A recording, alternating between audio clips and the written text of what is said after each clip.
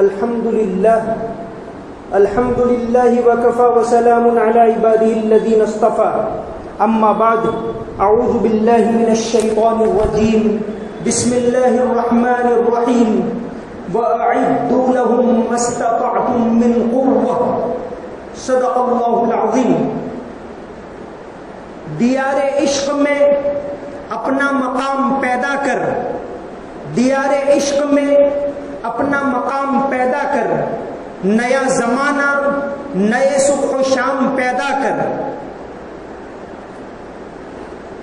ہے بجا شیوہ تسلیم میں مشہور ہیں ہم، ہے بجا شیوہ تسلیم میں مشہور ہیں ہم، قصہ درد سناتے ہیں کہ مجبور ہیں ہم، ساز خاموش ہیں فریاد سے معمور ہیں ہم، نالا آتا ہے اگر لب پہ تو معذور ہیں ہم. اے خدا شکوہ ارباب وفا بھی سن لے، اے خدا شکوہ ارباب وفا بھی سن لے، خوگر حمد سے تھوڑا سا گلا بھی سن لے. محترم بھائیو، ہمارے ملک بھارت کے اندر جو پہلے 5 ایجوکیشن منسٹر ہوئے، ان 5 میں سے 4 مسلمان ہوئے. سب سے پہلے تو مولانا ابوالکلام آزاد رحمت اللہ علیہ، پھر ان کے بعد ایک شری ماڑی صاحب تھے، پھر ان کے بعد 3 ایجوکیشن منسٹر آئے، تینوں مسلمان.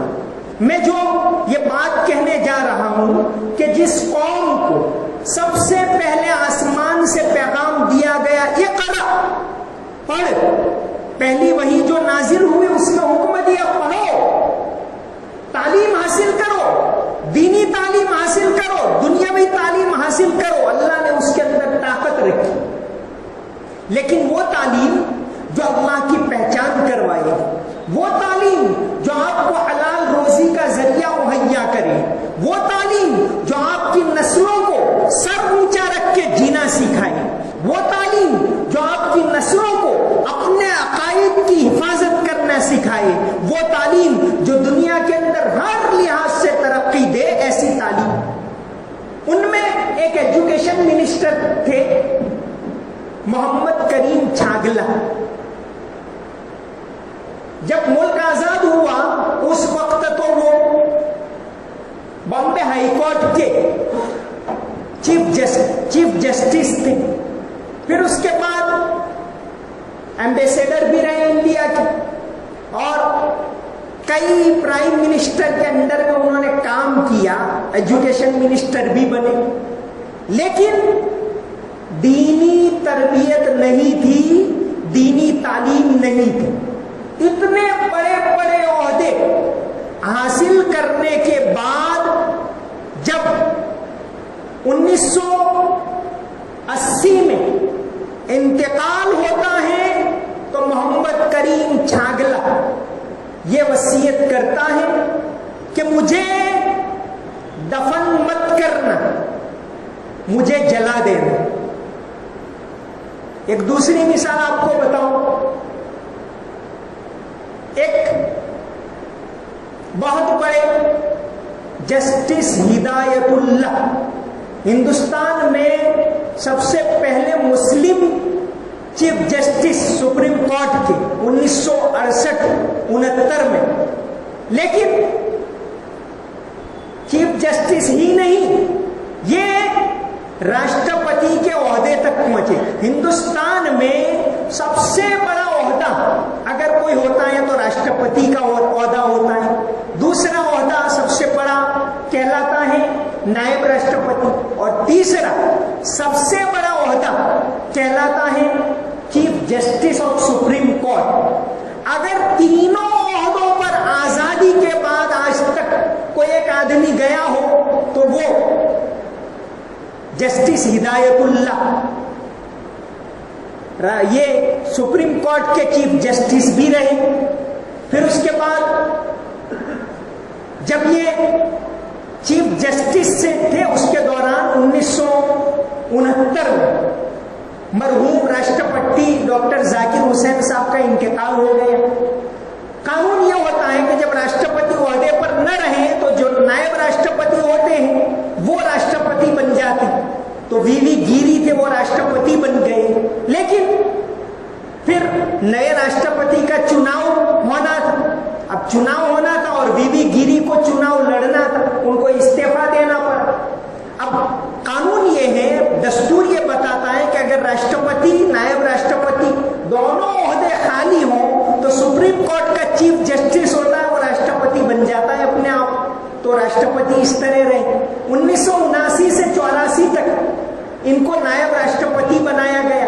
इतने बड़े ओहदों के ऊपर रहे, लेकिन दीनी तरबियत नहीं थी, दीनी तालीम नहीं थी, दीन से वास्ता नहीं था। जस्टिस हिदायतुल्लाह जब 1992 के अंदर दुनिया को छोड़कर जाता है तो ये वसीयत करता है कि मुझे दफन मत करना मुसलमानों की तरह। नाम तो खूबसूरत है हिदायतुल्लाह, लेकिन ये कहता है कि भाई मुझे दफन मत करना, मुझे जला देना, और उनको जला दिया गया। तो हम इस मुल्क के अंदर ये नहीं चाहते। मुल्क ने तमाम लोगों को बराबरी के हुकूक दिए हैं, दस्तूर ने तमाम लोगों को मजहब पर अमल करने की आजादी दी। आज इसके मुताबिक इस मुल्क के अंदर काम करने की जरूरत है। एक वक्त ऐसा था कि लोग मुसलमानों के ऊपर कैसा एतमाद रखते थे। आपके यहां भावनगर में कब्रिस्तान के अंदर एक कब्र है जिसको कहते हैं मुबारक चौकीदार। पता नहीं आपने सुना होगा, नाम के नहीं। कब्रिस्तान में कब्र है मुबारक, और ये मुबारक जो था वो भावनगर के बादशाह कृष्ण कुमार का चौकीदार था। कृष्ण कुमार को इसके ऊपर इतना एतमाद था, इतना भरोसा था कि सारी चाबियां, सारे खजाने की सब कुछ मुबारक के हाथों में थी, और इतना भरोसा था उसको, ऐसा विश्वास था कि मुसलमान है, ये गलत काम नहीं करेगा, ये बेईमानी नहीं करेगा, ये झूठ नहीं बोलेगा। यहां तक के जब बाद में तो ये ओहदा छोड़ दिया मुबारक ने, लेकिन जब 20 अप्रैल 1940 के दिन मुबारक का इंतकाल हुआ तो भावनगर का जो महाराजा कृष्ण कुमार खुद कंधा देने के लिए आया। ये नहीं, उसने ये कहा कि भाई आप लोग मुसलमान कंधा देते हैं तो बारी बारी बदलते हैं, मेरे एक रिक्वेस्ट है कि मैं यहां से कब्रिस्तान तक एक तरफ मैं ही कंधा दूंगा। और कंधा दिया कृष्ण कुमार ने, जो बाद में आजादी के बाद तमिलनाडु के गवर्नर बने थे कृष्ण कुमार। उन्होंने खुद कंधा दिया, कब्रिस्तान तक खुले पांव गए कि आज ये कहने को तो ये गरीब है, लेकिन हकीकी बादशाह ये है, मैं उसको कंधा दूंगा। और उनकी कब्र के ऊपर उन्होंने लिखवाया है कि रॉयल फैमिली का ये एक ईमानदार चौकीदार है। तो ये एक जमाने में ये था। आज इस मुल्क के अंदर लोग मिलजुल कर रहते थे, आपस में मोहब्बत थी, प्यार था। आज माहौल क्यों बदल रहा है, उसके ऊपर मुसलमान ने गौर नहीं किया कि आज क्यों। एक जमाने में लोग हमको कंधों पर बिठाते थे, नमाज पढ़ने के लिए जगह देते थे, नमाजी को लोग एहतराम की नजर से देखते थे। मुसलमान नहीं, इस मुल्क के गैर मुस्लिम कि भाई ये नमाज पढ़ने वाला है, ये अमानतदार होगा, ये नेक होगा, ये कभी झूठ नहीं बोलेगा, ये कभी मिलावट नहीं करेगा, ये कभी हमारी बच्ची के ऊपर गलत निगाह नहीं उठाएगा। ऐसा एतमाद, ऐसा भरोसा हमारे ऊपर रखते थे एक जमाने में।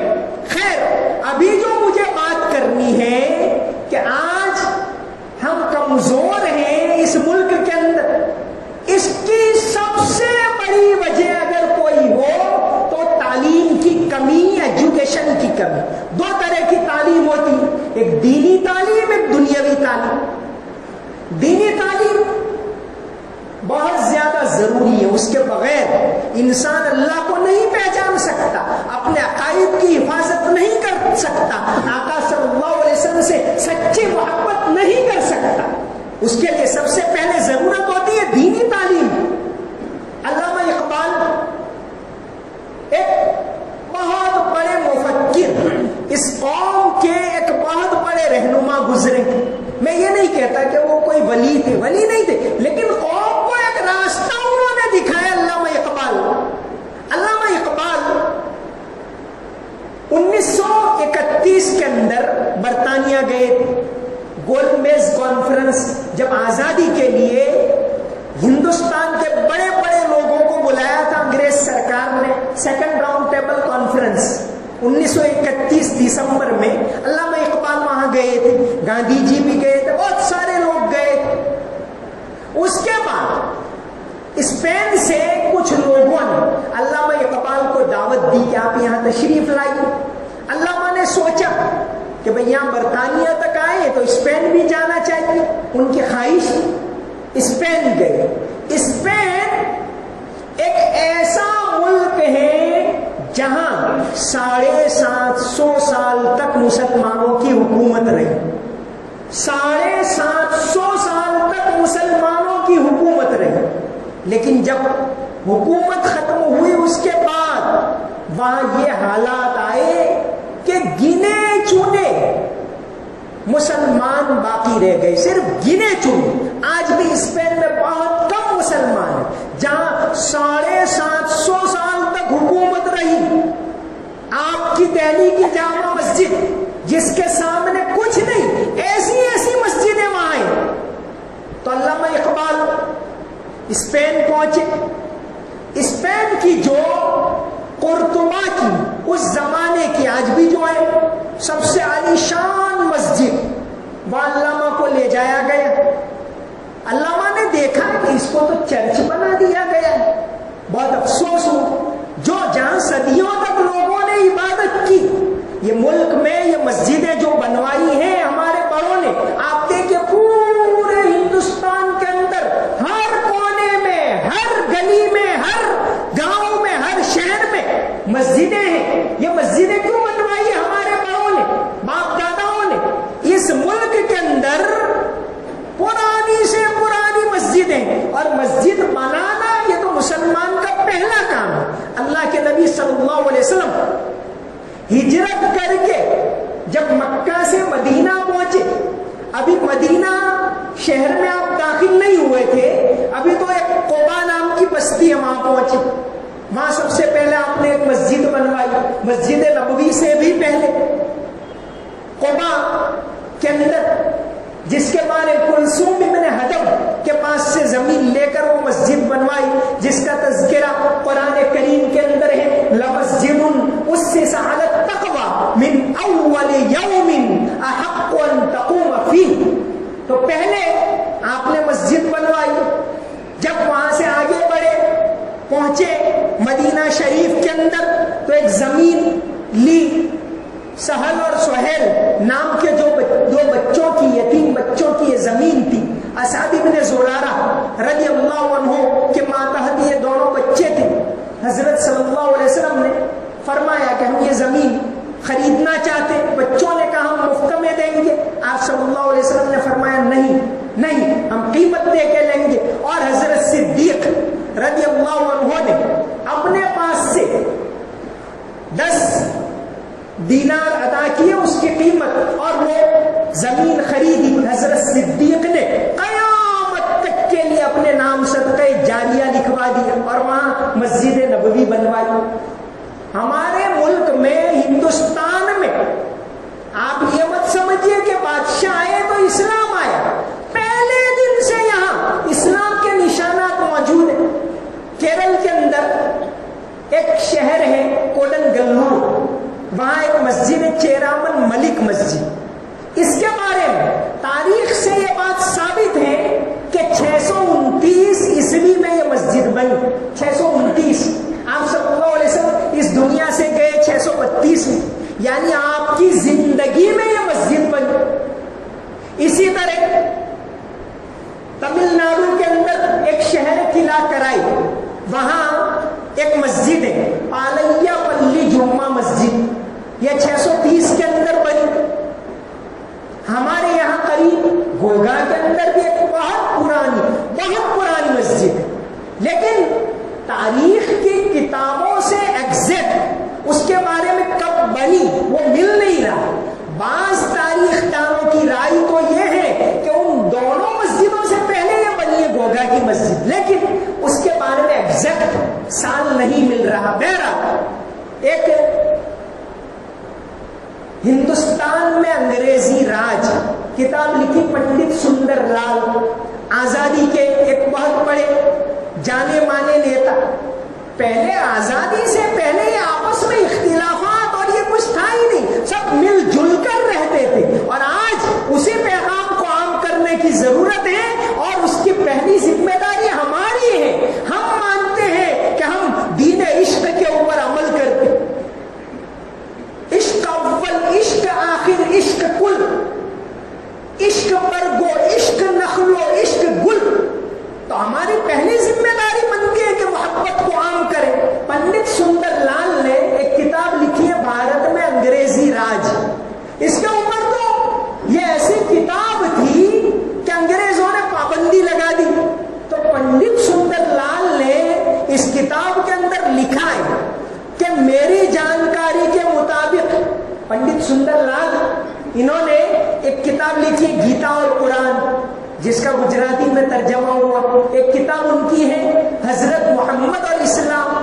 یہ ایک اچھے جانکار گزرے.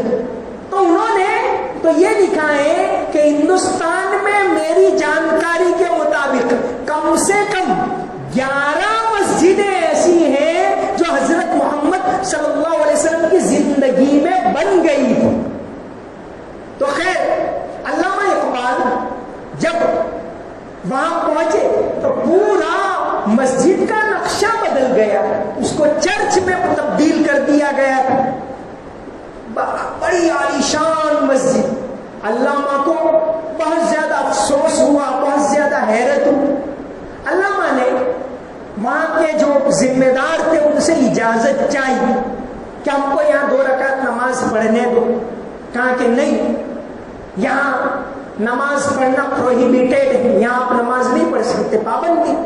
علامہ نے بہت زیادہ ریکویسٹ کی. کتاب کے اندر آتا ہے کہ ان کا جو وہاں کا چیف پادری تھا ان کو بلوایا، ان سے بات کی، اور ایک حوالہ دیا علامہ کہ ایک وفد آیا تھا نجران کا، 60 آدمیوں کا وفد، اور انہوں نے مسجد نبوی میں اپنی عبادت کی تھی، اور آپ صلی اللہ علیہ وسلم نے صحابہ کو بٹھا دیا تھا کہ ان کو عبادت کر لینے دو.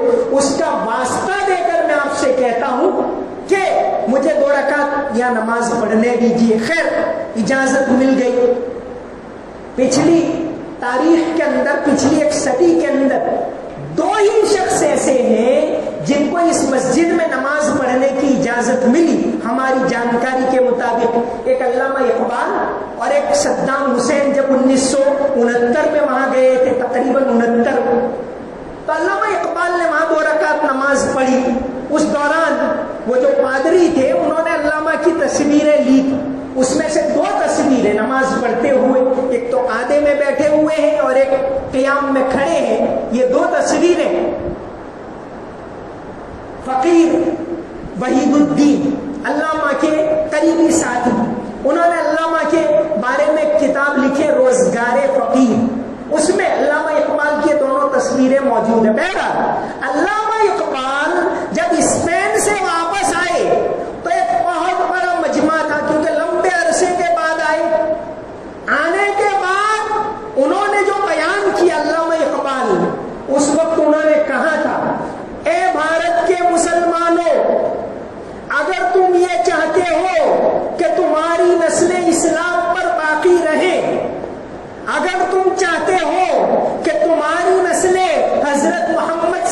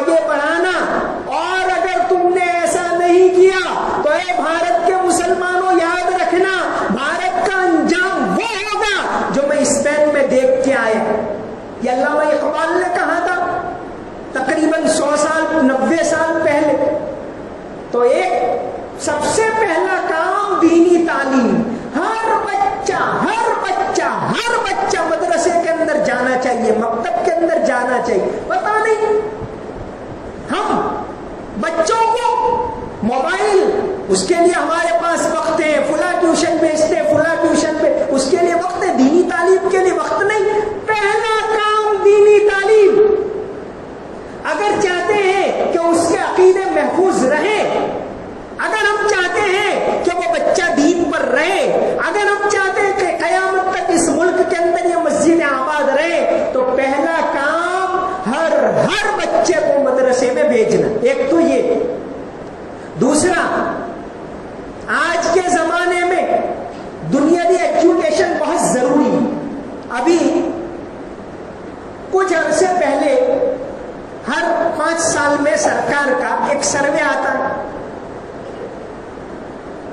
سیکنڈری یہ سروے آف ہائر ایجوکیشن، کہ ہائر ایجوکیشن میں کون کس کی کتنی تعداد ہے، کون سا طبقہ اس میں، ایس سی کتنے، ایس ٹی کتنے، مسلمان کتنے، کون کتنے، پرائمری تک کتنے پڑھتے ہیں، ہائر تک کتنا پڑھتے ہیں، کالج تک کتنا جاتے۔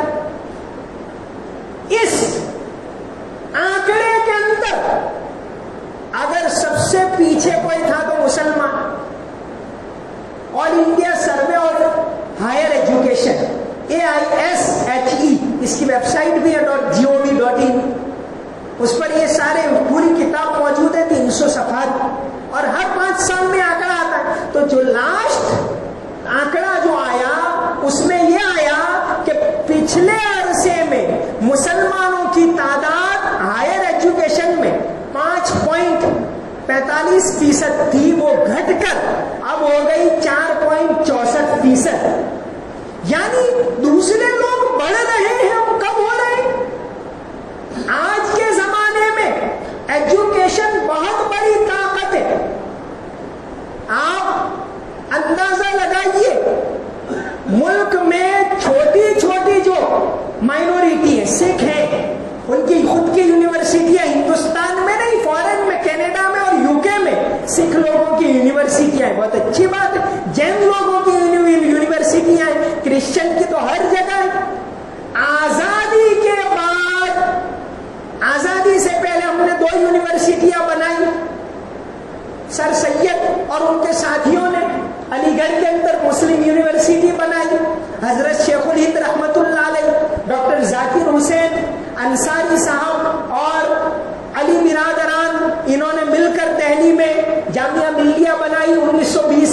اس کے بعد پوری ایک صدی میں 1920 سے لے کر یہ 2023، 103 سال میں یہ قوم پورے ملک میں یونیورسٹی نہیں بنا پائی۔ آج دوسرے لوگ کالج بنا رہے، یونیورسٹیاں بنا رہے، اور ہمارے پاس اسکول بھی نہیں۔ پھر ہم کہتے ہیں کوئی ہماری بچیوں کو کوئی حجاب کے ساتھ جانے نہیں دیتا، ہماری یہ پریشانیاں ہیں، ہماری وہ پریشانیاں ہیں۔ تو پریشانیاں اس لیے کہ ہم نے اس فیلڈ میں کام نہیں کیا۔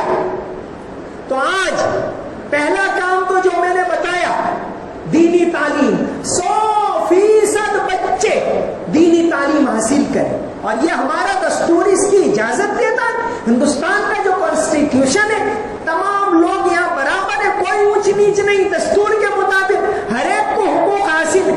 عملی طور پر بہت ساری کوتاہیاں موجود ہیں، اس سے منع نہیں کر سکتے، لیکن اگر ہم چاہتے ہیں کہ ہماری قوم اس ملک کے اندر سر اونچا کر کے جی سکے، اگر ہم چاہتے ہیں کہ ہماری آنے والی نسلیں اس ملک کے اندر اللہ اکبر کی آواز بلند رکھیں، تو اس کے لیے جو دوسرا کام ہے دنیاوی تعلیم، یہ بھی بہت زیادہ ضروری ہے۔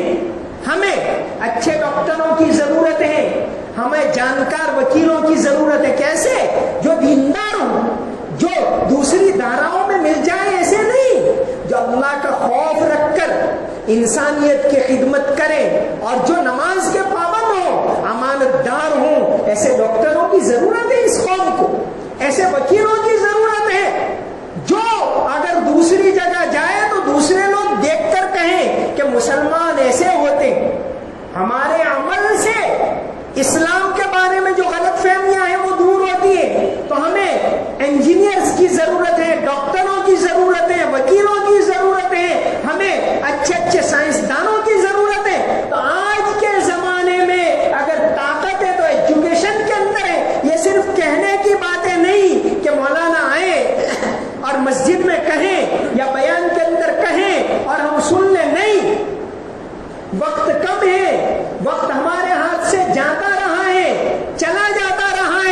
ضرورتیں وقت کم ہے، جتنا دم ہے لگا دو.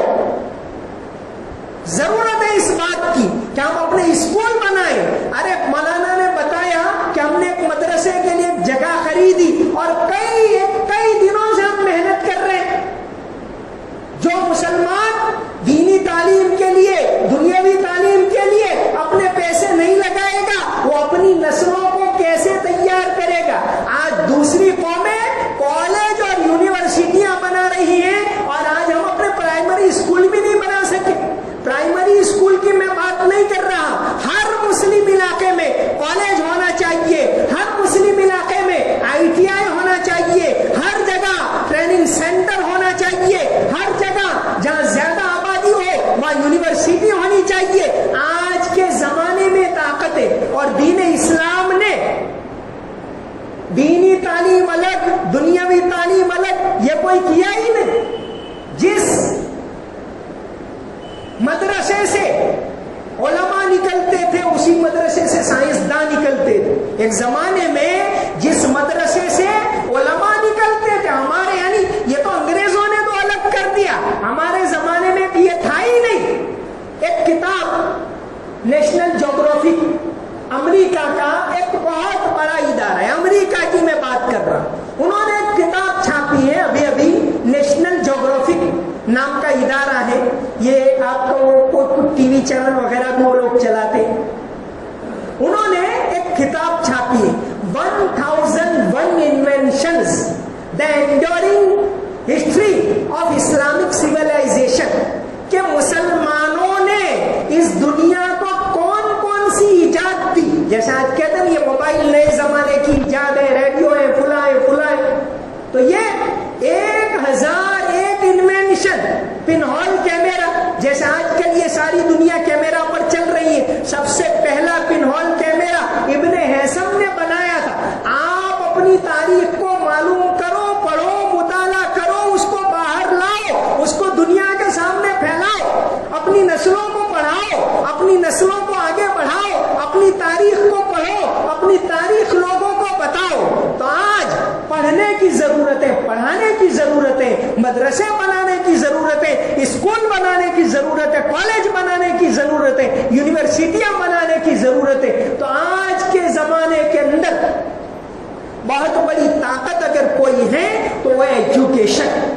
مسلمانوں کی تعداد، تو یہ جو میں نے سروے، ہائر ایجوکیشن کا سروے جو آیا اس میں مسلمانوں کی تعداد 4.64%. حالانکہ ہماری آبادی یہاں کم سے کم 16%، یہ تو ٹھیک ہے. پھر اسی میں ہائر ایجوکیشن، IIT، IIM جو بہت اونچے اونچے کالج ہوتے، IIT اور IIM کے اندر مسلمانوں کی تعداد پچھلے 5 سال میں 1.92%، 1.92%. اب گھٹ کر ہو گئی 1.87%. بڑے جو سرکاری عہدے ہوتے ہیں، جو سرکاری نوکریاں بڑی بڑی ہوتی ہیں، پولیس محکمے میں، فوج کے اندر، IAS میں، IPS میں، GPSC میں، ان سب کے اندر ہمیں اپنے بچوں کو آگے بڑھانے کی، شکایت کرنے سے کام نہیں چلے گا کہ ملک کے اندر یہ ہو رہا ہے، باعث ہو رہا ہے، وہ ہو رہا ہے. پڑھانے میں کچھ نہیں ہو رہا. پڑھاؤ، آگے بڑھاؤ، آگے بڑھاؤ، تجارت میں آگے بڑھاؤ ان کو. یہ طاقت ہے آج کے زمانے میں. دنیا میں جہاں مائنورٹی یہودی امریکہ کے اندر 0.2% ہے، 2% بھی نہیں، لیکن پورا ہولڈ ہے. انٹرنیشنل کامرس پر ان کا ہولڈ ہے، میڈیا کے اوپر ان کا ہولڈ ہے. کیوں؟ کہ یہ اپنی قوم کو بہت زیادہ پڑھاتے.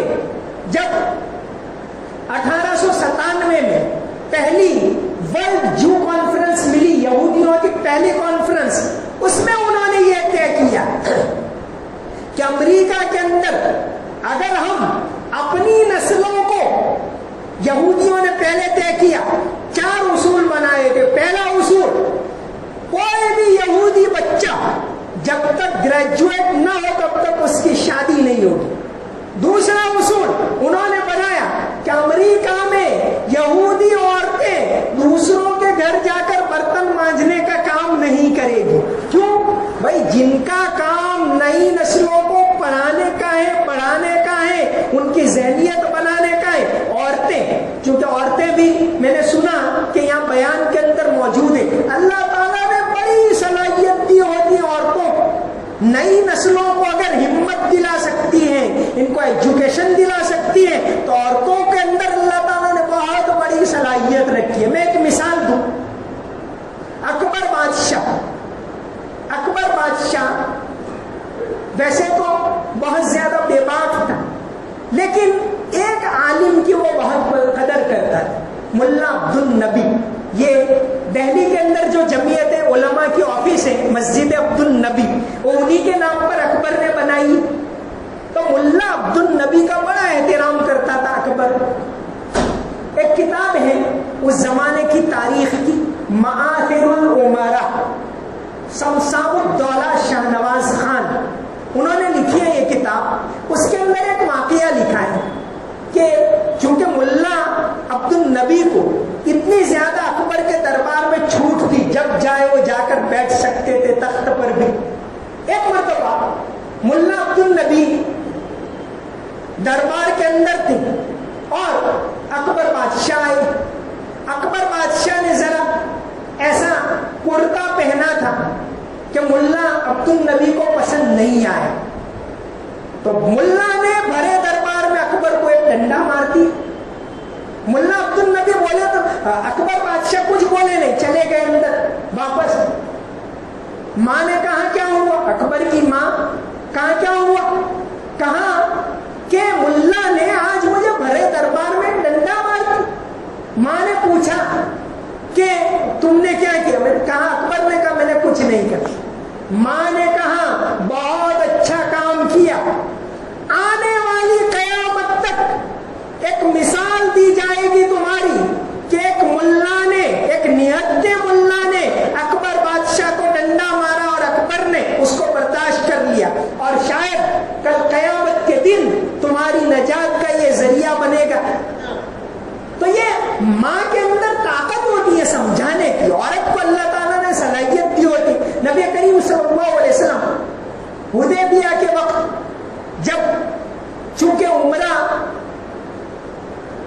نہیں کر پائے، شرطیں یہ طے ہوئی کہ واپس جانا ہے، صحابہ کرام پریشان ہیں، آپ صلی اللہ علیہ وسلم نے فرمایا کہ سب سر منڈوا دو اور واپس جاؤ، یہیں اپنی قربانیاں کر دو۔ لیکن صحابہ کرام پریشان ہیں، ہو سکتا ہے ابھی کوئی اور راستہ نکل آئے، ہو سکتا ہے کوئی صورت، اس لیے کوئی سر منڈوا نہیں رہا۔ آپ صلی اللہ، یہ نہیں کہ نافرمانی، یہ کہ شاید کوئی اور راستہ نکل آئے، ابھی انتظار کرو۔ آپ صلی اللہ علیہ وسلم خیمے میں گئے، حضرت ام سلمہ رضی اللہ عنہا موجود تھی۔ پوچھا حضور آپ پریشان معلوم ہوتے ہو؟ آپ نے فرمایا کہ یہ بات پیش آئی کہ میں نے سر منڈوانے کو کہا لیکن ابھی صحابہ کرام انتظار میں۔ حضرت ام سلمہ نے فرمایا کہ ایسا نہیں، آپ جاؤ، کچھ مت کہو، آپ جا کر سر منڈواؤ اور قربانی کر دو۔ آپ نے یہی کیا، تمام نے یہ کیا۔ تو بعض مرتبہ اللہ تبارک و تعالی ایسی بات عورتوں کے دلوں میں ڈالتے ہیں، عورتوں نے خدمت کی ہے۔ حضرت رفیدہ اسلمیہ رضی اللہ عنہ، آپ صلی اللہ علیہ وسلم کا جب یہ احزاب خندق کا موقع تھا، اس وقت عورتیں ڈاکٹری کا کام کرتی تھی، نرسنگ کا کام کرتی تھی، ایک نام آتا ہے رفیدہ اسلمیہ کا۔ آپ صلی اللہ علیہ وسلم نے قریب ہی ان کا خیمہ لگوایا تھا۔ جب حضرت سعد بن معاذ زخمی ہوئے تو آپ نے فرمایا کہ ان کو رفیدہ کے پاس لے جاؤ۔ شفا بنت عبداللہ کا نام آتا ہے، بہت سارے نام آتے ہیں۔ تو عورتوں نے ہر مرحلے کے اوپر خدمت کی۔ آج بھی نئی نسلوں کو آگے بڑھانا، تو ہم خاص طور سے عورتوں سے اپیل کرتے ہیں کہ ہمارے بچوں کو دینی تعلیم دلاؤ، دنیاوی تعلیم دلاؤ، ان کو آگے بڑھاؤ، تعلیم کی اہمیت کے بیج ان کے دلوں کے اندر ہو تو انشاءاللہ یہ آگے بڑھیں گے۔ تو آج کے زمانے میں یہ اسباب ہیں، سب کچھ اللہ کے ہاتھ میں۔ ہم سب یقین رکھتے کہ جو کچھ ہو رہا ہے اللہ کی طرف سے ہو رہا ہے، اللہ چاہے گا تو حالات بدل جائیں گے، لیکن ظاہری اسباب کے طور پر آج اگر طاقت ہے تو دینی تعلیم کے اندر ہیں، دنیاوی تعلیم کے اندر ہیں. تو یہ سیور کے لوگوں سے ہم اپیل کرتے ہیں کہ آپ اپنے یہاں اچھے مدرسے بناؤ، اچھے اسکول بناؤ، کالج بناؤ، اپنی نسلوں کو پڑھاؤ، تاکہ آنے والے وقت کے اندر اس ملک کے اندر، ہمارے عزیز دیش کے اندر جب پڑھیں گے تو پورا ملک ترقی کرے گا. ڈاکٹر بنیں گے، پورے ملک کی خدمت کریں گے. تو اپنے بچوں کو پڑھاؤ، دینی تعلیم دلواؤ، دنیاوی تعلیم دلواؤ، اچھے ادارے قائم کرو، تاکہ آنے والے وقت کے اندر ہماری نسلیں بھی اس ملک کے اندر آزادی کے ساتھ، ایک دوسرے کے ساتھ محبت سے رہتے ہوئے اپنے مذہب کے اوپر عمل کر سکیں، دین کے اوپر عمل کر سکیں، سر اونچا رکھ کر وہ قرآن کی تعلیم دے سکیں اور ملک کے اندر وہ پھیل کر صحیح پیغام ملک کو پہنچا سکیں، غلط فہمیاں دور کر سکیں. تو آج کے زمانے میں بڑی طاقت ہے تو تعلیم ہے. تعلیم کے اندر اپنے آپ کو آگے بڑھاؤ. شراب کہن پھر پلا ساقیا، شراب کہن پھر پلا ساقیا، وہی جام گردش میں لا ساقیا. تڑپنے پھڑکنے کی توفیق دے، دل مرتضیٰ سوز صدیق دے، جوانوں کو سوز جگر بخش دے، میرا عشق میری نظر بخش دے. وآخر دعوانا ان الحمدللہ رب العالمین. سنت